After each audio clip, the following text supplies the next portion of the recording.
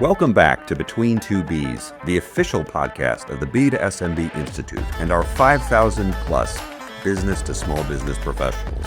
Today, Chris Shank, Verizon Business VP West, with 27 years in small business sales. He shares his insights on winning customers amid all this AI disruption, a revolution not seen since, I don't think, internet's early days. His analytical approach and plain speak expertise, it offers valuable perspective for all of us on successful B to SMB tech sales in an environment in which, let's just say, it's kind of crazy out there. Take a listen on the Between2Bs podcast. If you sell at scale to small business, you need to be here.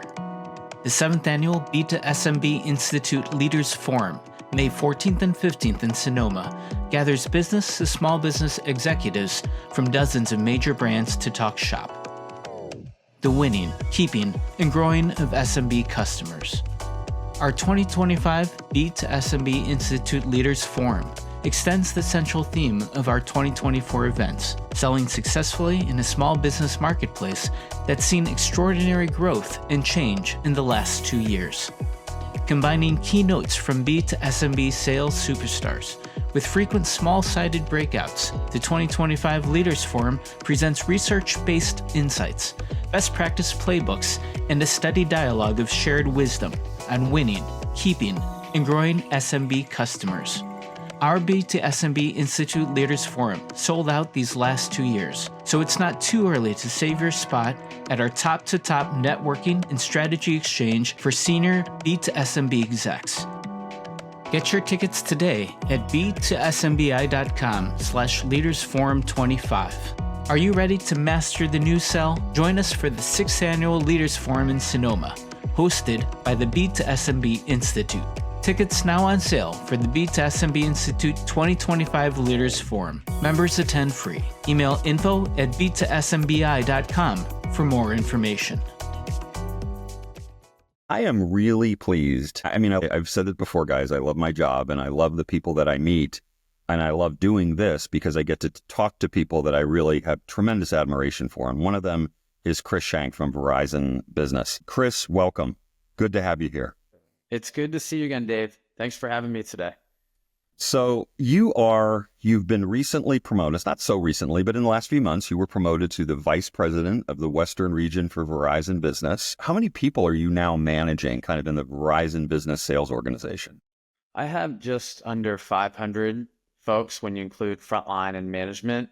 And my team is interesting in that we do business sales in retail stores. So it's really like the collision of the consumer and the business and the prosumer all in one place.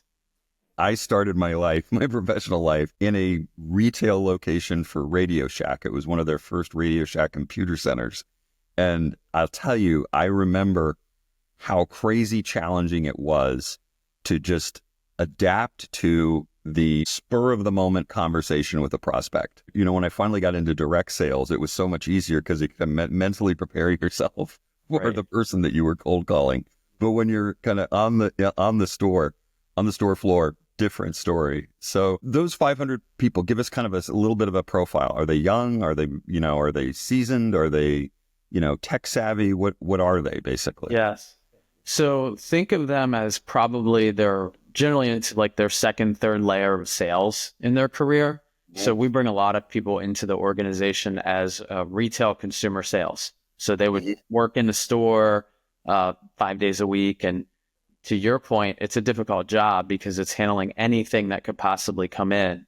But then the way that we progress talent through the organization, the team that I have is usually a next step in that career for someone who probably has already done either consumer sales or maybe even has done management leadership in the past, because the job that we have is a big influence job.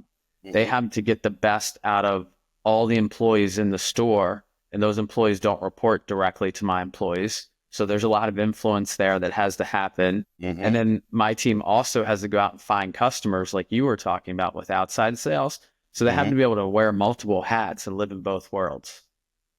So I invited you on because I wanted to talk about the complexity that I think both you and I agree exists now in the sales space, and specifically the space of selling as Verizon Business does to a lot of small businesses, thousands of small businesses, probably tens of thousands at this point.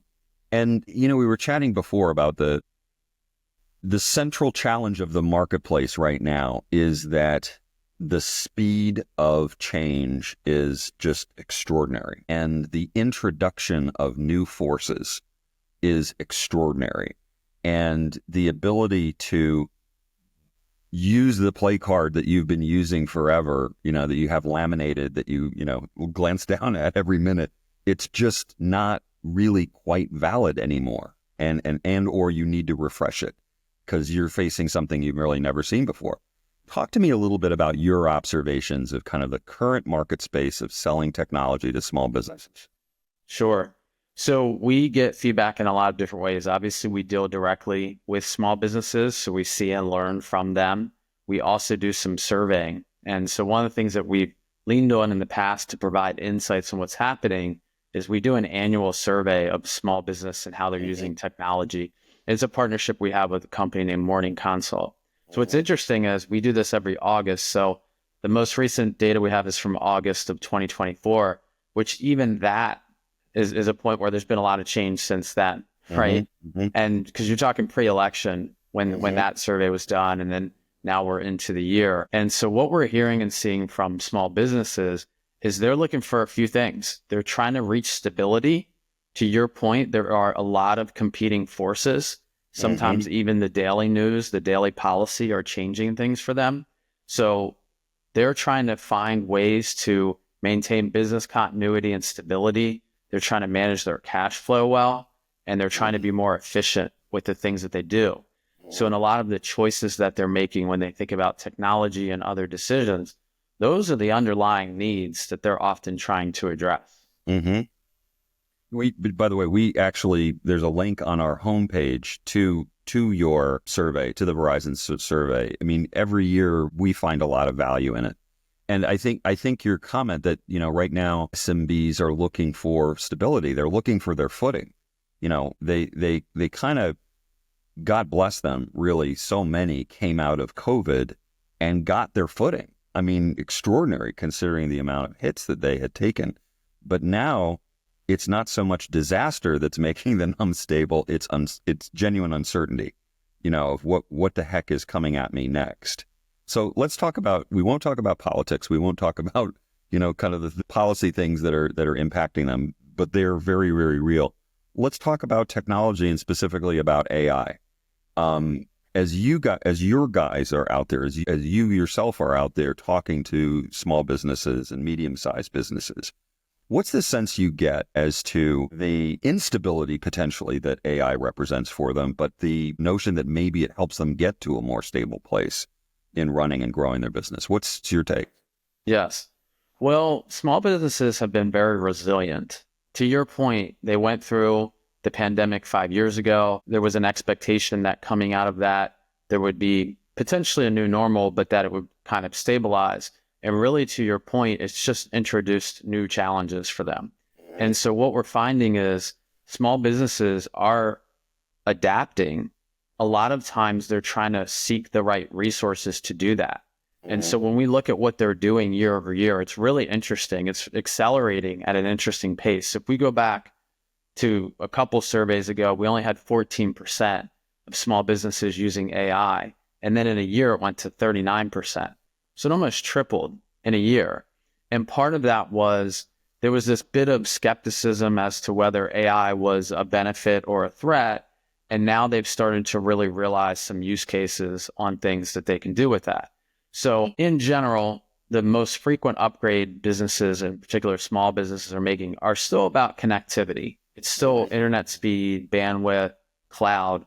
But that second tier is now more security tools, cybersecurity, which could be AI. They're also doing a lot to train their employees because that's a point of vulnerability for them. As good as the technology can be, when they have employees who make the wrong choice, that could expose that company. But what's interesting is small businesses are doing a much better job of finding information, looking for free resources that can give them information, and then they're making decisions. They're following through and using AI at a much higher rate. One of the biggest is the entertainment and recreation industry. So they have 57% utilization of AI. So we're seeing them do things like much more on marketing and social media, a lot more on data analysis, and then trying to use those things for customer service and to provide a better customer experience. So really, it's impressive how small businesses have continued to be resilient. And that's good news. That's my sense as well, is that of course there are the laggards, there always are in technology waves. And of course there are those who are scared adopters. They'll pick it up and they'll use it and they're kind of like, oh my God, I hope I don't do something that burns down my business accidentally. But you've been close to product development for a long time. And I'm curious as you, not just speaking internally, but in the landscape of products and services that are being offered right now to small businesses, the tech products, the SaaS products, are you seeing as AI comes along, put a grade on, A, B, C, D, or F on how well the quote industry of enterprises that sell at scale to small business are doing in packaging and presenting the value prop of AI? Yeah, I think it's definitely mixed. It's probably going to be more in the middle there on the grading scale. And it's because we have to do a really good job of understanding what small businesses are prioritizing. So when we look at partners, for example, and small businesses making a choice on what's most valuable to them, the number one thing is that the partner delivers on time. So that was rated at 61%, rated that highly important. Resolving issues quickly was 55%. Lowest price was 41%. So a lot of people are trying to approach this as, hey, let's get you started. Let's give you a low cost, low point of entry. Low cost with unreliable is not what small businesses most highly value right now. And what's interesting is 44% wanted strong cybersecurity. So there's more small businesses that weight cybersecurity for the partner as a higher level of importance than the price, because they can't afford to be working with a partner who has their own vulnerabilities. We've seen that happen where companies have gotten impacted because they had a partner who had access and that partner caused them to have a cybersecurity incident. So it's really interesting that what small businesses are doing is they're reevaluating constantly what's most important to them. And it's back to that conversation we had in the beginning about stability. We have to approach potential small businesses as someone who's going to provide additional stability to them. That's even more important than price, which is a little counterintuitive in the economic environment that we're in. But businesses are also thinking very much about survival and sustainability. And so approaching this from a stability standpoint is really important. I never quite bought into the notion that small businesses were cheap and were, only interested in low cost. My observation in the years that we were building BizHive was, yes, they were price sensitive, but they were also very value savvy. And if they perceived that something was going to deliver value, they moved very quickly past the price and into the, okay, how fast can I implement it? How much is this going to help me? And so I hear you loud and clear. When in that kind of grade, and I would agree with you, it's somewhere in the middle, because right now we still have too many use cases that kind of are across the waterfront of, yeah, that worked, or yeah, no, that didn't work at all. Are you seeing that there are specific categories of small business or specific ages of small business, specific segments that are having more success than others from your team's perspective? Well, definitely we're seeing an increase in businesses going digital. And that can happen at different parts of the journey, because you have some companies that start as a digital first mindset, and then you have some very legacy type of industries that decide to make that choice later. But there's an interesting trend that we've seen recently, which is we looked at social media and we saw that social media marketing actually went down a little bit year over year, which was really surprising. But social media storefronts went up massively year over year. So what's interesting about that is it's kind of a level of commitment. right? So you got to a point where a lot of businesses had gone a certain distance with something like social media marketing, and we're not seeing as much growth in that, but we're seeing companies make the choice to go full in on the storefront and say that's a better way to operate. That's a better way to draw in potential customers and customer acquisition, and maybe even interact with their existing customers. And so that's a bit of a change from what we've seen in the past.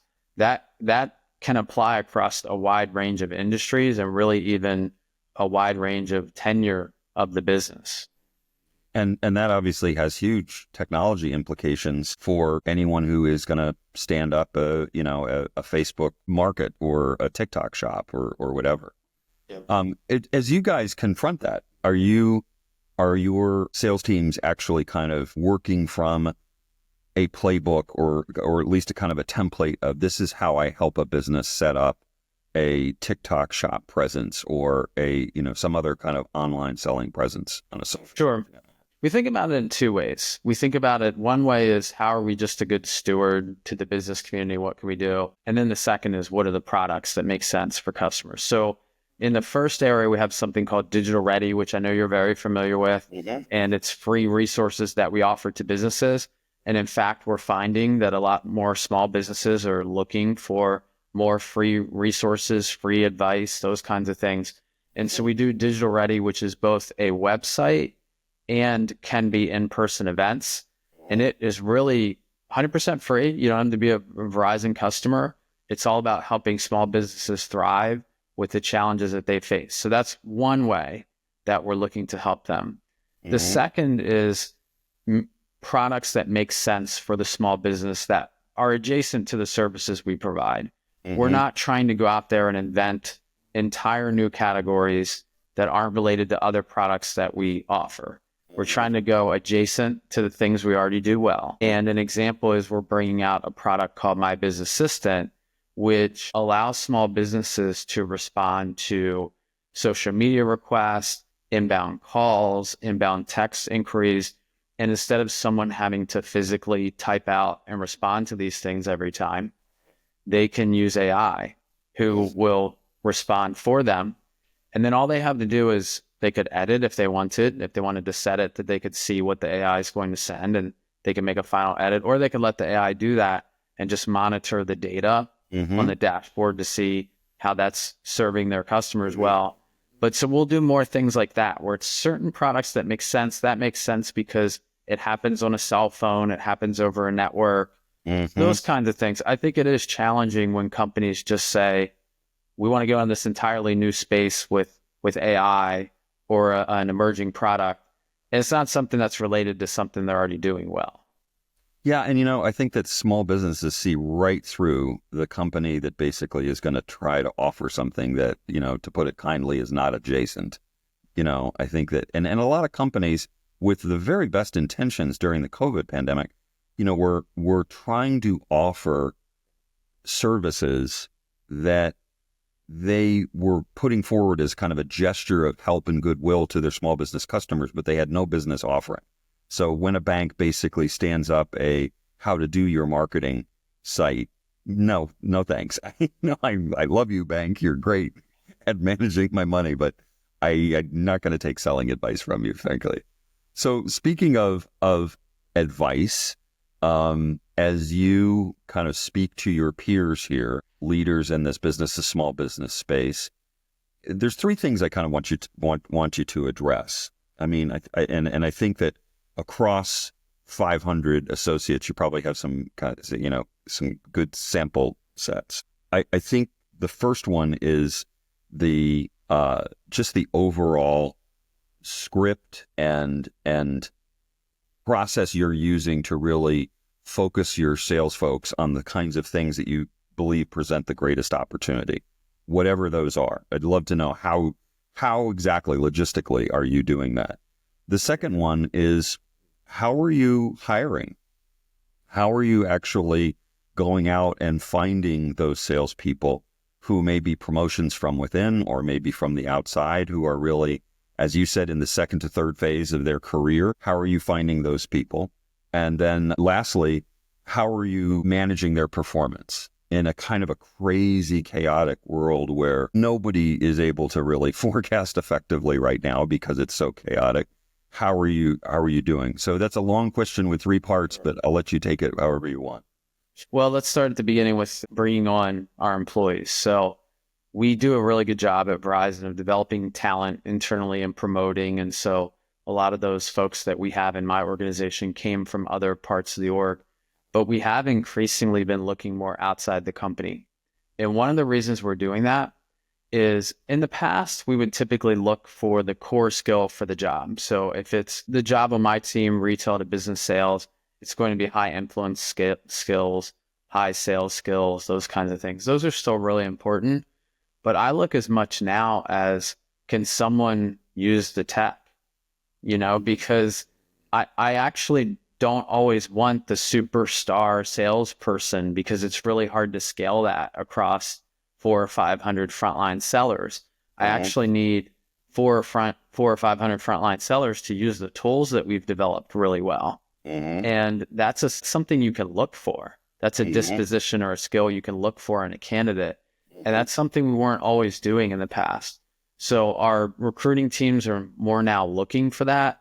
We're also, because we're doing more of those investments in the company in general, we're starting to have more internal candidates who came from places that used tools and things like that. But I look for stuff like, in an interview, does someone ask me about the tools that we have? Does someone ask me about the way that we prospect and acquire businesses, or the way that we serve customers that we have? I think someone being inquisitive about that is a really good sign, because it's somebody that probably has either done that before or has a willingness to embrace that. And a lot of times we'll bring someone on and they'll say, oh, the tools that I have at Verizon now are so much better than the last place that I worked. If I had those tools at the last place, it'd be great. So I think that's a really important part of hiring. Then you have to train those folks up. And obviously we have tools that they're going to use, but we also have tools to train them that are different than what we've done in the past. The way we do training today, let's say someone comes in from the outside, and let's say they start in one of our retail stores. They now do a self-guided 10 days of virtual training where they complete assignments and get hands-on experience. It's very kinesthetic in that way. And then that's the first month. Then they actually do some time in the field a little bit. And then in the second month, they come in for 2.5 days of in-person training, which is very different, much more role play oriented, much more partnering up with people, taking advantage of the environment.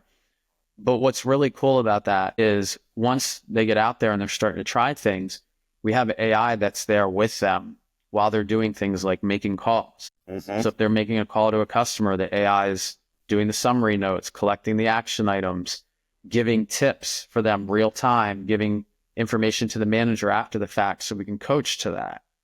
And so it's using the tech to onboard the person, but also to continue to upskill them throughout the journey. And then that's part of the performance management that you asked about.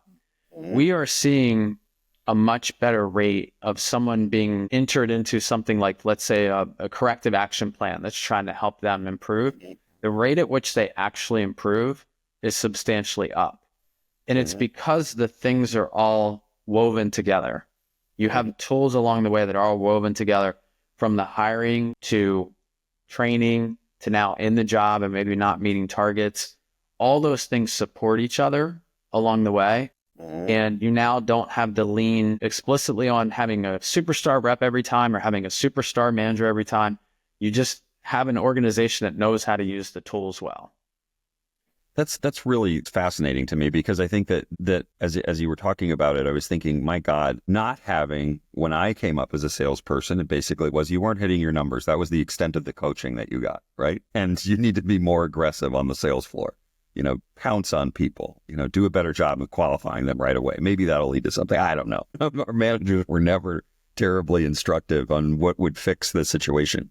But with the fact that AI can help not just develop the coursework, but measure consistently the performance and the actions that a salesperson are taking, and then provide that as really, as you said, in a course corrective action, you can point to these things and say, hey, this is what this is what I see, in your performance that really can be addressed by you. What kind of help can I offer you to address this specific thing that maybe you don't quite fully yet understand and manage it so much better?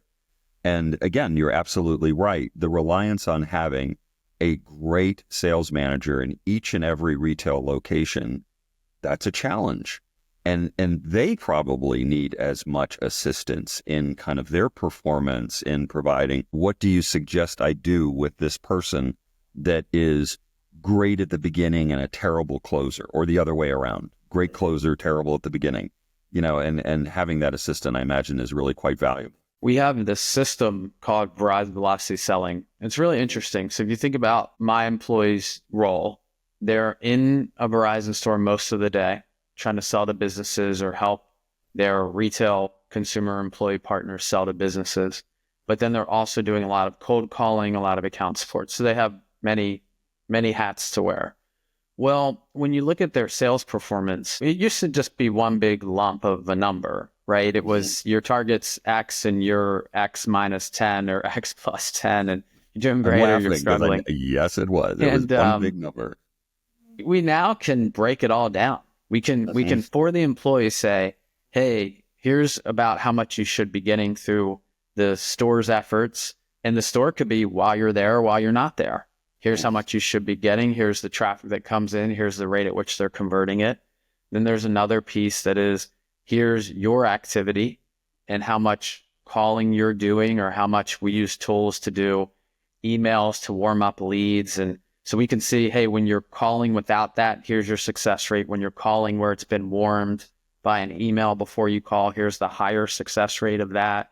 And so we can actually break it down for the employee and be much more precise about where they need to get the extra volume to get to the X target, right?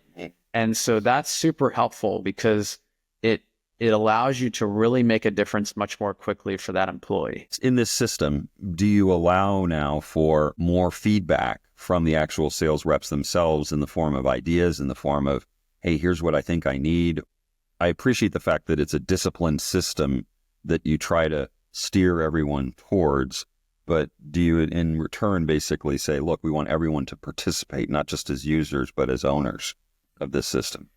This is where there's kind of a healthy tension, actually, because I'll give you an example. Salespeople think that they have the best idea or the best perspective on which customers to call, right?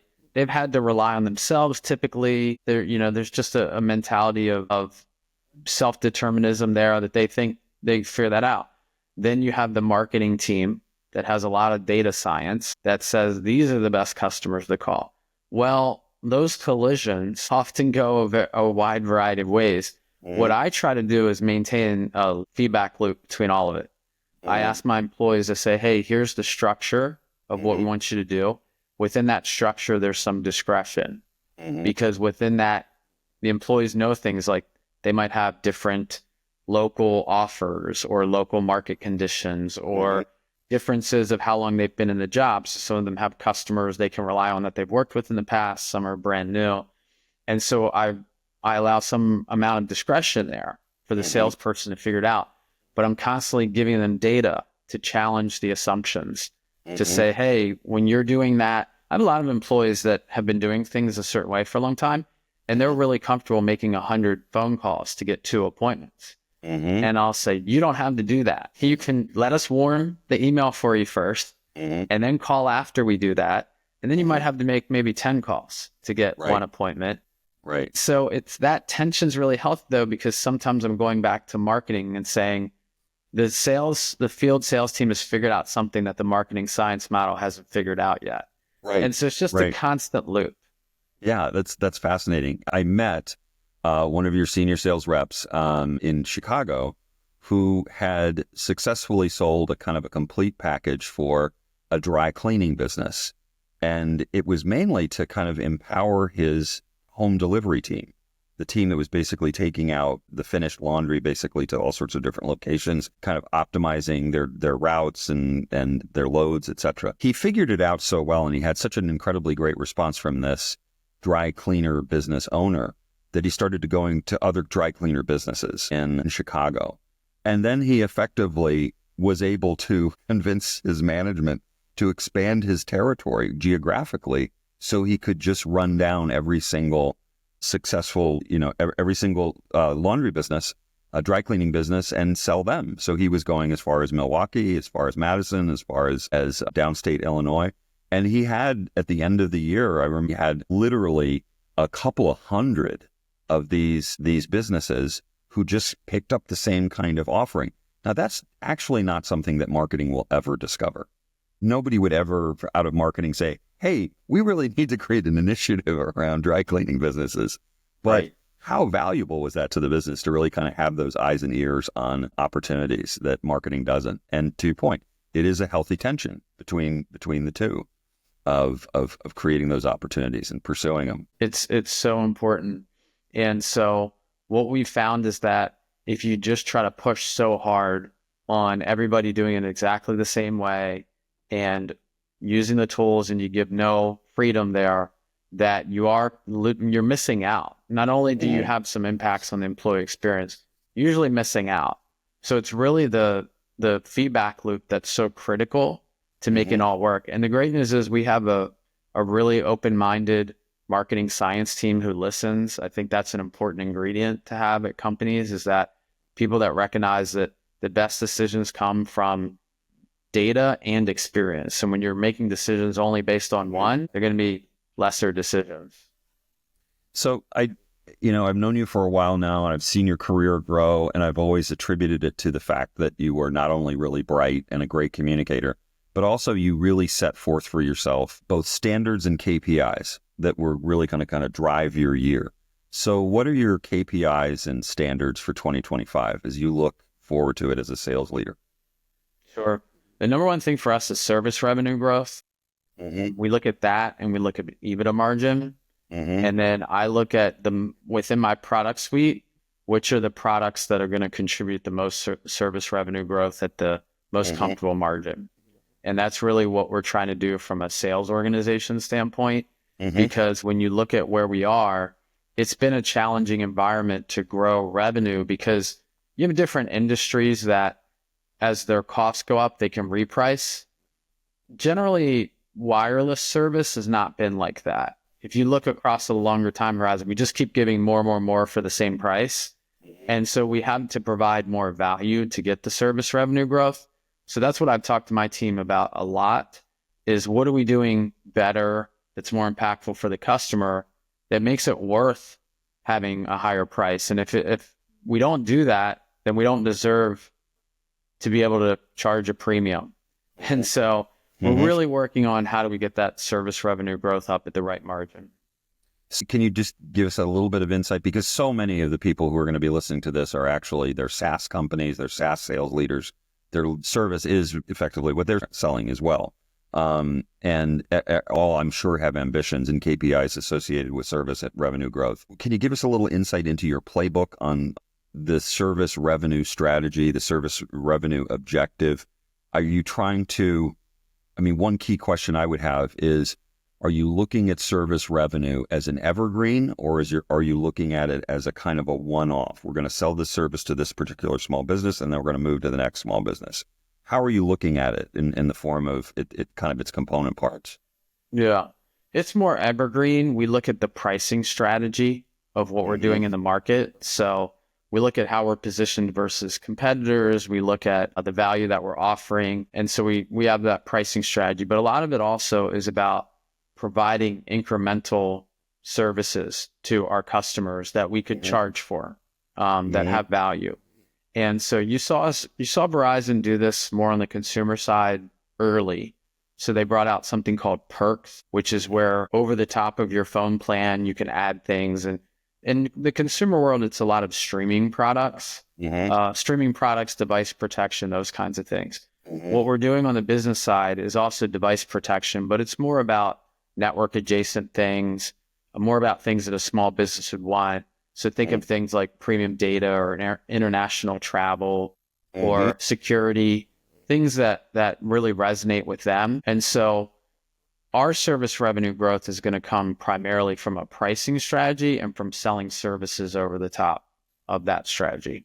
That's interesting. That's very interesting. This morning, I was reading a great LinkedIn post that was talking about, when you go to sell your startup or when you go to sell your business and you think that the most important thing is to present the numbers behind your recurring revenue, which is very oftentimes service related or subscription related. And you proudly present that because it's a great number. But what really the buyers and or investors are looking at is the sustainability of that recurrence. In other words, is it really just recurring in the sense that it's month to month, and at any month and in any given month, a certain percentage just drop out, and you're doing a great job of covering that churn and even growing from that churn? If it's not sustainable, the valuation could be lowered by a factor of 5x. From where it naturally would have historically been just looking at recurring revenue numbers. So I find that fascinating. Any advice that you would offer really to your fellow sales leaders who are kind of responding to the current state of the market? Anything that you would say to them, hey, look, hang on to this, or these are the things that get me, that help me sleep at night. These are the things that really help me get up in the morning, and hit my numbers. Any advice? Well, for me in particular, I have to stay on point with message clarity, because what's challenging is there's so many things going on. Imagine being the frontline seller today. Chances are they're being asked to sell a much wider variety of things than they have in the past. Those things are changing more often. The competition is changing more often. And so how do you help people through that? It's message clarity. You have to be very clear and intentional with the sales organization about what the biggest priorities are, but you also really have to explain why. I spend a lot of time with my team on building their financial acumen, because a lot of sellers, they're really interested in maximizing their commissions. Makes perfect sense, right? But I try to connect the dots between how the compensation plan prioritizes the right things for the organization, and therefore it helps them with the right priorities, but also helps them make some decisions.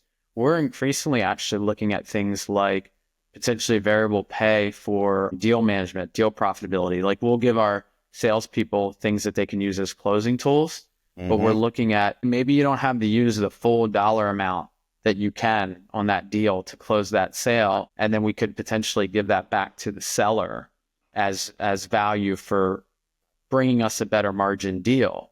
And so we would never get to something like that without message clarity. If the team didn't understand what the biggest priorities were and how that connected back to the company's priorities, we'd have a really tough time helping them with how to create the most margin-rich deals, or the deals, frankly, a lot of times they're margin-rich because the churn's lower. So that customer is going to stay longer. We're going to get that recurring revenue that you talked about longer. So that's a healthier sale. Bringing the sales team along for that is so important. Great words of advice. Chris, this has been not surprising. It's been fantastic. I love how you combine pretty deep thinking. You've always been a pretty deep thinker, but also somebody who's very pragmatic and really brings it to ground and helps really do the Lord's work of making it sensible, making it understandable to your sales team. Good luck to you in this relatively new position. Good luck for 2025. I'm looking forward to seeing you in Sonoma at our Leaders Forum. And I think your instruction to really, get tight to the message, be constantly working on that clarity. I think all great leaders have to do that. It doesn't necessarily come naturally to everybody. They have to actually work at it. So kudos to you. Well, it's great to see you. And the event in May is always one of my favorite events of the entire year. So I'll look forward to seeing you in a couple of months. All right. Take care. Thanks so much. Thanks, Dave. Hey, thanks for joining us for this episode of Between2Bs, the official podcast of the B to SMB Institute and our 5,000 plus business to small business professionals. Tune in every Wednesday for new episodes at the crossroads of the big B and the small B. Between2Bs on your favorite streaming services.